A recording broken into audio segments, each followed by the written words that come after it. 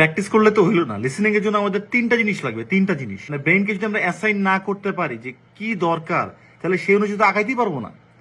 প্রথম জিনিসটা হচ্ছে অ্যাকসেন্ট জানতে হবে, অ্যাকসেন্ট বুঝতে হবে। এক এক জায়গার এক এক রকমের অ্যাকসেন্ট, এবং সেই অ্যাকসেন্ট দিয়ে কিন্তু আমাদের সাথে প্লয় করা হয়, আমাদেরকে ট্রিক করা হয়। সেকেন্ড যে জিনিসটা আমাদের কাছে করতে হবে সেটা হচ্ছে যে পড়ে তো বুঝতে হবে আগে থেকে, নাকি?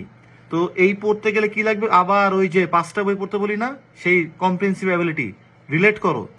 আগে পড়ে দ্রুত বুঝতে হবে, খুব টাইম প্রেশার থাকবে, 30 সেকেন্ড সময় দিচ্ছে, 1 মিনিট সময় দিচ্ছে, দ্রুত পড়তে হবে। কোনো কোচিং দিয়ে তোমাদের এই দুইটা জিনিস হয় না। হ্যাঁ, কোচিং কি করতে পারে? থার্ড নাম্বার যেটা কি টিপস, ট্রিক্স, প্লয়, স্ট্র্যাটেজিস, এইগুলা হচ্ছে আলটিমেটলি কোচিং সেন্টার তোমাদেরকে বুঝাতে পারো। যে এখানে যদি একটা গ্যাপ থাকে, তার আগে দা থাকলে একটা নাউন টাইপের কিছু বসতে পারে, এখানে একটা প্রিপোজিশন টাইপের কিছু আসতে পারে, এখানে একটা টাইমের উল্লেখ থাকতে পারে, এখানে কথা এদিক ওদিক ঘুরাতে পারে, এখানে ডানে যেতে পারে, বামে যেতে পারে, এরকম বহুত কিছু হতে পারে আর কি। সো সেটা হচ্ছে থার্ড জিনিস। তো আমাদেরকে আলাদা করে অ্যাকসেন্ট বুঝতে হবে, সেটার জন্য আমাদেরকে ইজি জিনিস থেকে শুরু করতে হবে। আমি আমার কথা বারবার বলি, আমি মুফতি মেনক এবং ওস্তাদ নোমান আলী খান এদের লেকচার শুনতাম, তোমরা আরো শুনতে পারো, লেটস টক শুনতে পারো, যেখানে নিহারিকা আছে, আরো মিশেল আছে, অনেকেই আছে।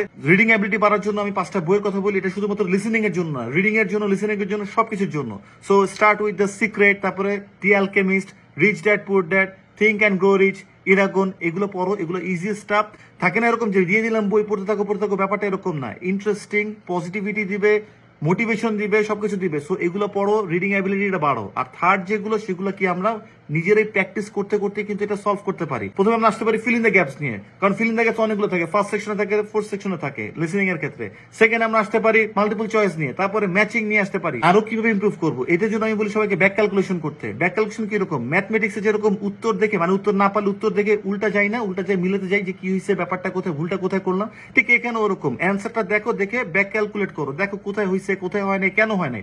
যদি কনভারসেশন না বুঝো, বইয়ের শেষে লিসেনিং এর ক্যামব্রিজের প্রতিটা বইয়ের শেষে কনভারসেশন পুরো লেখা আছে।